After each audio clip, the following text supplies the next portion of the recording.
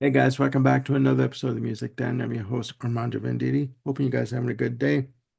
Ladies and gentlemen, we are about to do another concert review. But before we get into concert review and the band, I'd like to welcome back to the channel Mr. Jim Bricker. How's it going, Jim?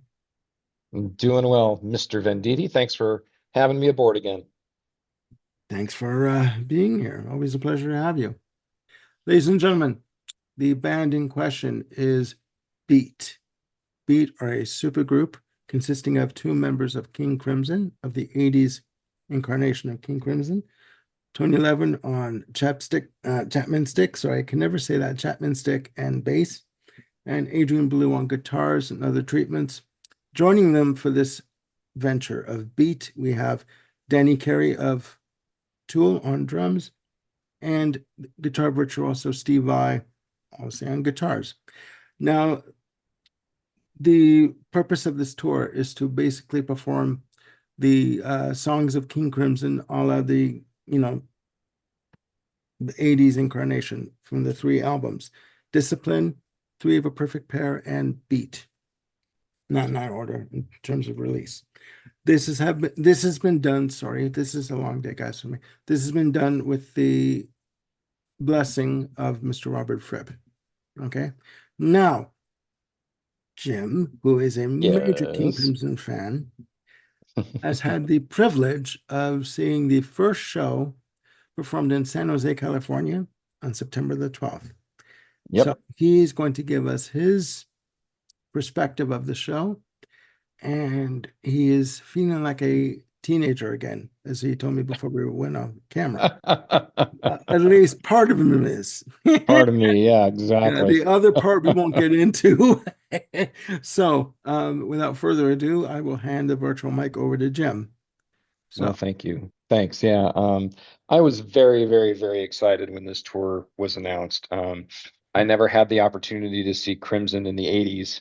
Um, have certainly heard a lot of recordings, but missed that missed that incarnation that really got me into Crim, and then to me, kind of it's my favorite incarnation of the band. Um, the teenage me who missed Crimson in the 80s left last night a very, very, very happy boy. Um, it was, I think, just about everything that I could have asked for. Um, Let me kind of go over just some of the highlights. So who knows if this is going to be what they do for the remainder of the tour? It's night one, so who knows how things are going to bob and weave. yes. The the show proper was about 105 minutes. There was a 15-minute intermission, so all in all, I was there for over 2 hours. Like I said, it was opening night. The response from the crowd was just rapturous. From they all came out, they came out on stage one at a time and did like a not quite a stage bow in the very beginning, but they all kind of came to the front of the stage, and it was very clear that this was a unified whole. It's like, these guys, are not there to kind of celebrate each other's showboating or how great everyone is. This is a unit. This is a band, and they were there to celebrate the music that had meant so much to them. Yeah. Yeah. And of course, for Adrian and Tony, it was music that they were intimately involved with. Of course. And clearly they were having a ball, which is just so much fun to see as an Yeah. audience member. Um, Overall, as someone else on the interwebs has said, there's a few rough edges to sand away, as you would expect on any opening night, especially with music this complex. But it was a most honorable debut performance. Most honorable. Um, any questions before I kind of dive in any further, Armando? No, no. I will say though that I've been reading the hype that's online on there is a Beat website talking about the tour. And a little footnote, they are playing Toronto and at Massey Hall coming up. If you can get tickets, guys, get them. Okay. Oh, absolutely. If Massey they're coming Hall, anywhere near you guys, go see them. I can tell you Massey Hall for a venue in terms of acoustics, phenomenal. Do not miss this opportunity. The acoustics are phenomenal at Massey Hall, really. And if you can get tickets for the Massey Hall performances or wherever they're going to be, please do, because it's going to be a hell of a show. And they're adding multiple dates, like in Vancouver and other areas like cities like Montreal, because the demand is so great Oh, for yeah. for this show. So yeah, no, that's all I was going to say. I mean, Yeah, the original schedule was 30 odd dates, yeah, and the response was so overwhelming that they basically, took their US countrywide tour, doubled it, and added more dates in Canada. So all in all, it's going to be 64 dates, 65, excuse me. My understanding is that they are looking to do Europe in the spring, but I yeah, haven't seen any dates published on that. Anyway, yeah, the intention of this tour is to honor the 80s crim, which means so much to so many people. And wow, did they bring it. All in all, there were 5 songs from Beat. There were 7 from Three of a Perfect Pair. There were 6 from Discipline, and there was one oldie that the 80s crim, used to perform. So they I guess I had this fear going in that they were going to bring in things like um Dinosaur and Walking on Air, or some of the other things that were later in Crimson that Adrian is strongly associated with, but I'm glad they left it aside. Those songs are fine, but they don't yeah, fit the zeitgeist of the yeah. 80s crim. Yeah, um yeah, and if they're playing at this point, if they're playing 6 songs from Discipline, there's one song missing. Big deal. I mean, like they basically done Discipline in its entirety, right? yeah, So, I mean, that's pretty good. It's pretty good. it is pretty good. Like I said, I left a very, very happy boy, and I I'm, can tell.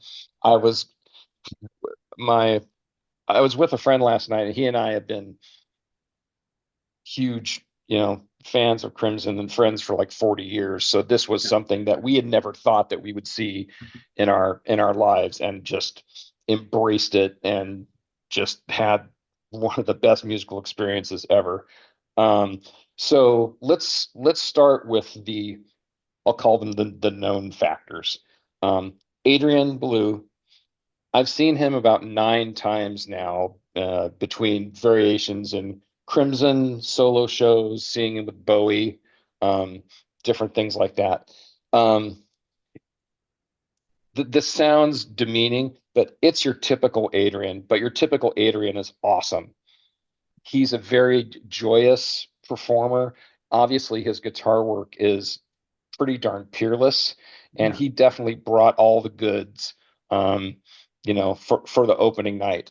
Um, if you kind of have to pick a leader amongst that tribe that I described, that band one unit feeling, you got to Mhm. kind of look at Adrian just because he's a singer and the front man, but he wasn't. You know, this was clearly not the Adrian Belew show with guest artists. No, no. And just another little side note. I saw some footage of them at the San Jose show, courtesy of Brian Miller on YouTube. He has his own channel, and he was posting videos. And no, you're right. I mean, the, uh, there are no sidemen in this project. I mean, they're all front and center, and they're all pretty prominent in their contribution to the show. And Yeah, absolutely. And it's interesting to kind of talk about, a spoiler review of a show when, you've got setlist.fm, you've got YouTube. I mean, this show is pretty much out there for those people who want to go oh find yeah, it. yeah, But and again, it just kind of speaks to the hype that this band had. And again, well deserved. Tony Levin, I mean, he's one of the best bass players in the planet, if not the best, for a reason. And this night highlighted all of that. All of the anchoring and grooving and creativity that he brought to that 80s crim, it's like you didn't miss a beat. Not at all. I mean, you would never guess this guy is in his mid to late 70s. He's Yeah. just outstanding. And Absolutely outstanding. and it's got to be said, he and Danny Carey are locked in. I mean, they are locked Oh in yeah. to, I mean, I mean, that drum kit that he's got, that setup, with the Yeah. toe toms and the roto toms, sorry, and all that. It's like, I was just like, Yeah. are you kidding me? Like, it's unreal. It's Yeah. unreal. Danny Carey and he and Steve Vai both they handled the parts of Bruford and Fripp more than competently. They were not out to they weren't out to copy and paste. They were there to kind of take the spirit of what they have done and honor it, and yet still kind of have their own identity as part of it. Hmm.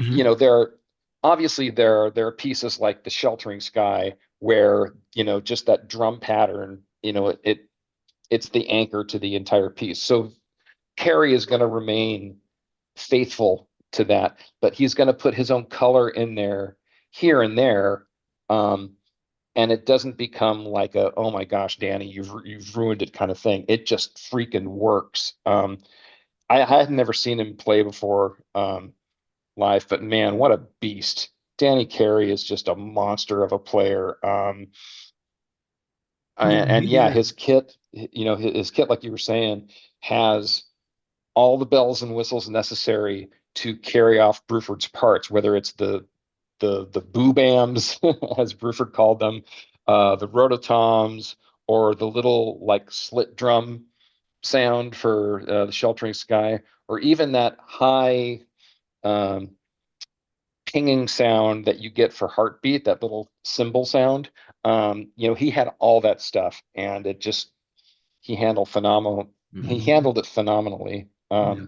Well, he's a heavy hand on the drums. I mean, his work with Tool, Well, yeah, oh, sweet Jesus. I mean, like and it's, there were parts, there are parts of when he got heavy last night that really surprised me, but they worked because he was doing it in all the right, all the right places. I tell you though, the guy that shocked me in a most delightful way was Steve Vai. I had never heard him. Well, no, I've never seen him play live before. Um, and like Danny Carey, he honored what Fripp was doing, but then took it to his own level. Mhm. And for all the interlocking guitar parts, you definitely need him to keep faithful, or else the song structure is going to fall apart. Yeah. But the solo parts, Steve brought his A game, his A plus game, and just what he was doing with the the the the tapping, the pedals, the effects, this absolute shredding. It was just mind blowing Yeah. how great that was. And each guy sort of had their chance to shine for sure. But again, it was a collective. Even at the very end of the show, Adrian's doing his announcements. It's like, Steve Vai, Danny Carey, Tony Levin, and then Steve comes up out of nowhere, grabs the mic from Adrian, and is like, "Yeah, and let's not forget this guy, Adrian Belew, as well." And Steve had a huge smile on his face, um, and you could just tell that they were just enjoying the crap out of playing this music, Yeah. doing it together. And at the end of the show, there was like just multiple group hugs and grins, and probably a lot of that was just like, "Oh my God, I can't believe we made it." Like got through that evening of performing that music. Yeah. Yeah. I can imagine. I can imagine this music, it's not just about coming out, plugging in and playing. There's a lot that goes into it. It's very intricate Yeah. and there's a lot of work that goes into it. So yeah, I can imagine. Yeah, my friend who I was with said that he could definitely see Carrie really concentrating to make sure that he was hitting all the right points so structurally the music wouldn't fall apart. Yeah. But but again, you could tell that he was just having a heck of a time. Like the quote I said earlier, a few rough edges, but there are very, very few, Yeah. and they are only going to get tighter. And as they get tighter, it's going to bring more comfort, and then they're going to be more loose, and there'll probably be a greater sense of abandon on some of the tracks that they work on. So, if this was night one, I can't wait to hear what these guys might be like on night 65. It's just going to be a barn burner. Yeah, I can imagine. I can imagine from what I've seen online, from the vantage point I had, they are really good. They are really good. I mean, Adrian Belew is Adrian Belew, right? He's standing there tapping his foot, bopping his head, and that big ass grin on his face. We're actually doing this kind of. So yeah, I can just imagine. Do you know what prompted this formation at all? Like, what was the idea? Sure. So the idea is all Adrian's, and it happened, about 2019. He started to get some thoughts about, hey, in 2 years it's going to be 2021, which will be 40-year anniversary of this King Crimson. Yeah, Do you guys want to go out and do a tour about this and bring this music back out there? And Fripp said, you know, no, but I totally support you guys going out and doing it. Bruford said, no, I'm retired. And then Adrian said, okay, well, I'll start to, find some other guys who might be able to sit in and do it. And then COVID hit. And then so all that sort of just sat on the back shelf for a while. But yeah, the impetus to do it was just to get out there and honor this music for its 40th anniversary. And I can say, like you said before, Robert totally supports this. In fact, the walk-on music was supplied by Robert especially for this tour. So he did a soundscape and sent it over and said, you know, if you guys want to use this, go for it, and they did. And so it was nice to kind of feel that kind of Robert soundscape yeah, presence in the room. yeah. No, it's interesting. It's interesting. So for you, where were you sitting roughly, like in terms I of? was sitting stage left. So from right to left was Vi, Baloo, Danny Carey kind of behind Baloo, and then Tony Levin on stage left. And so I was about 10 rows back on the main floor, right in front of Tony.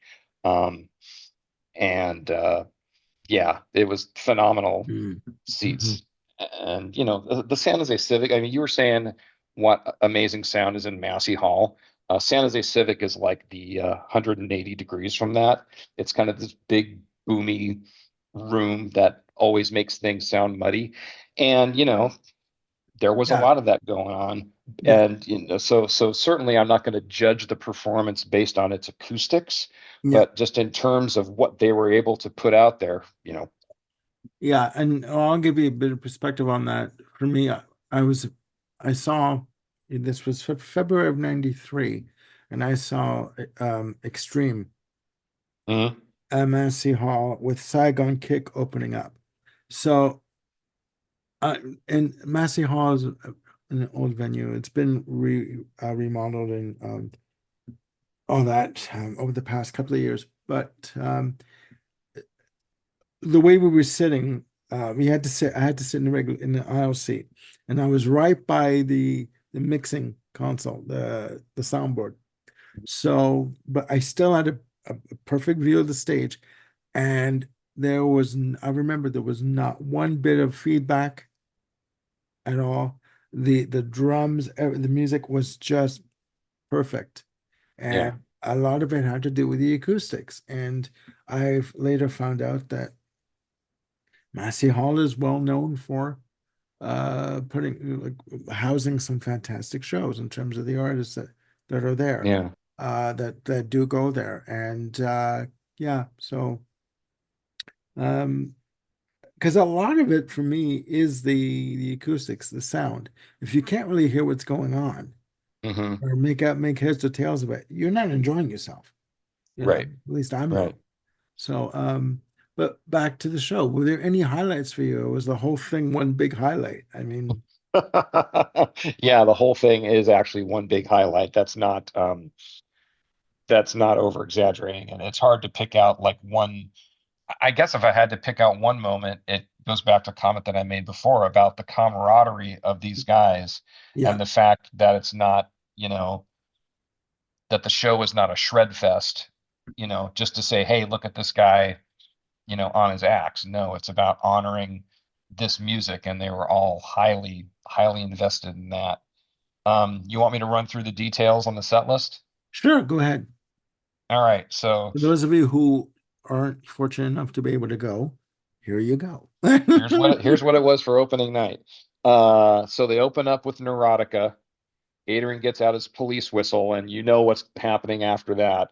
Um, Neil and Jack and Me, Heartbeat, and then Sartori and Tangier. So the first four songs are all from Beat.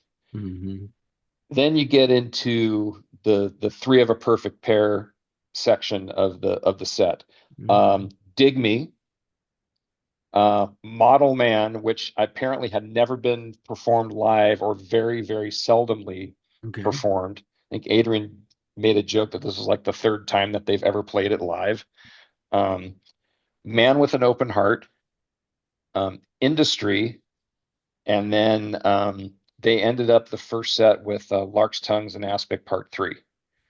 Um, Intermission time, take a 15-minute intermission, come back. Um, Danny Carey just walks on the stage, alone right to the front of the stage. And you see that the roadies had put up a, small electronic drum kit right in front. Danny Carey stands there, takes the sticks, and they goes right into Waiting Man. And so and for people who have seen the Noise concert video from the 80s, you know what this looks like. Um, This is the footage I saw. yeah, This yeah. morning. Yeah. Uh, and it was phenomenal. Um, in From Waiting Man, we finally get into the discipline portion of the show with the Sheltering Sky, um, back into Three of a Perfect Pair for Sleepless, and then frame by frame, Mate Kudasai, Elephant Talk, Three of a Perfect Pair, and then In Discipline. Um, at that point, it looked like they might have, you know, said, good night, and then come out for their encores after that. But they just kind of stood on stage and meandered and chatted with each other like real quickly. And they just said, let's just stay here and like burn through it. And then Adrian made some comments, and that's when the introductions happened. They went into red, and the place Ooh. went ballistic. Oh my God. Um, Okay. and that's the one oldie. And again, the 80s crim performed that, and so the spirit of it remains intact. Yeah, Um, I got you. and then Thela Hunjinjit was the proper encore. And we've talked on other shows just about how amazing that track is. And Oh, again, that, yeah. Ass shaker galore. I mean, for me anyway. So yeah. yeah, and Tony Levin, again, is just the master of the bottom end and just holds that whole sucker together so well. Again, phenomenal night. Do I wish they would have played Discipline? Yes. Do I wish they would have played Lark's Tongues Part 2? Yes. But for I was hoping that I would get out of there with 90 minutes of music. Coming out of there with darn near 2 hours, again, I felt like I got more than my money's worth. Ladies and gentlemen, if this gentleman smoked, he'd be smoking a cigarette right now. It was that good for him. I mean, I could see the look on his face.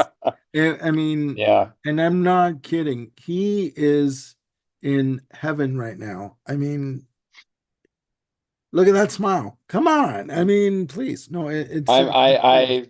I I had to Serious. really watch myself and save my voice because I knew we were going to do this today, or else I would have just been screaming my head off the entire time. I get it. I get it. I get it. Um, so is this in closing, is this a concert for anyone who is thinking of going? Is this a must see for you? Oh God, yes. For anyone? Yeah. Without a doubt. I mean, to see if you're a King Crimson fan, absolutely. If you're a musician who wants to see some of the greatest musicians on the planet play together and in a thing that may never happen again, absolutely. If Hmm. you're just a rock music fan and want to see a damn good night of world-class playing, absolutely. I mean, this thing ticks so many boxes. It's ridiculous. Yeah. But definitely if you're even somewhat of a fan of the 1980s configuration of King Crimson, which is the Discipline, Beat, and Three of a Perfect Pair albums, um, you gotta go.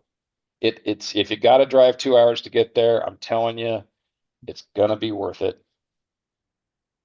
Yeah. I got you. All right. I I understand. do think it's good. I do think it's good. I couldn't have guessed. You know? No, I'm being serious because I mean I'm watching you describe the show and you're just over the moon. You're just my God, this is like jaw dropping for you. So I'm and pretty over the moon about it, yeah. And this has yeah, not been I've not been doing lots of concerts yeah. these in the past couple of decades. And so to have something like this at this level with this band, I mean, for me, like my top three bands are acts, if you will, are Pat Metheny, Steely Dan, and King Crimson. Specifically the 80s King Crimson. Hmm. Seeing Crim in the 90s and seeing them in 2000, it was great, but it wasn't this quartet. And of course, there's no Robert, there's no Bill, but having Steve and Danny Carey, I mean, you really can't ask for any better substitutions than that. And again, they just freaking blew the doors off that place. And it must be said too, this is not for musicians just getting up on stage with guitars and with amps or keyboards or whatever. This is a full out show. This with the gear that they're using, the setup with the drums. I mean, Danny Carey's kit is just phenomenal, and to see him on it and the sound, from what I heard, it was fantastic in terms of, with it being on YouTube. So yeah, this is not just someone playing at a small club. This is an event. And if you are able out there watching, and I know you're watching, if you're able to get tickets for any of the shows that are still available, please do. Please do. And Yep. and also, in closing, if you were at that show that Jim was at, let us know how it was.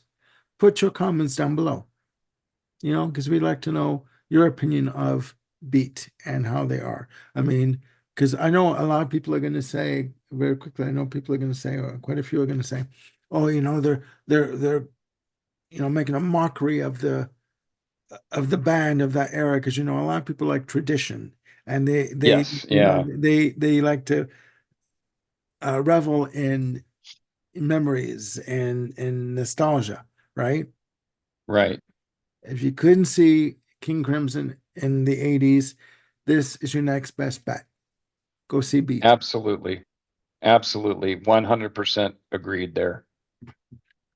All right, ladies and gentlemen, I want to thank Jim Bricker for joining me on this special edition of Concert Review of Beat.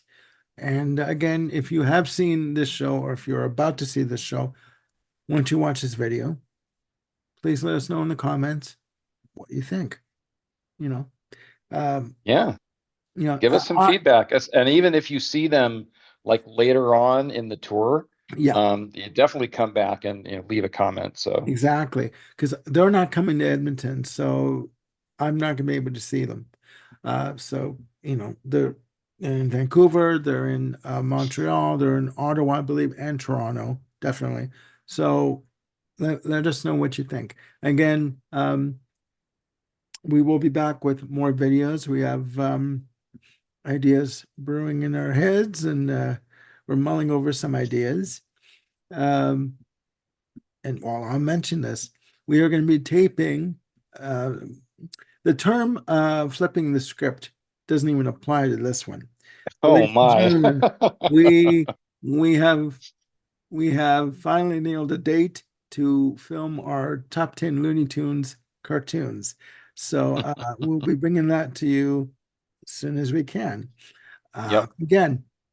Again, flipping the script doesn't even apply. The script is blown up for this one. Okay, it's out the window. So And we have a special guest of someone who hasn't never been on this channel before, but yes, yet whose expertise in the and fervor in the world of Warner Brothers animation is pretty second to none. yes, yes, definitely, definitely. So, but we'll save that for the show for when we Another tape. time. Yes. Again, guys, please click like and subscribe and hit the notification bell to keep yourselves on top of any new content that I've got coming up. Um, and please look after yourselves and one another. We'll see you soon with another video or even more videos. Bye for now.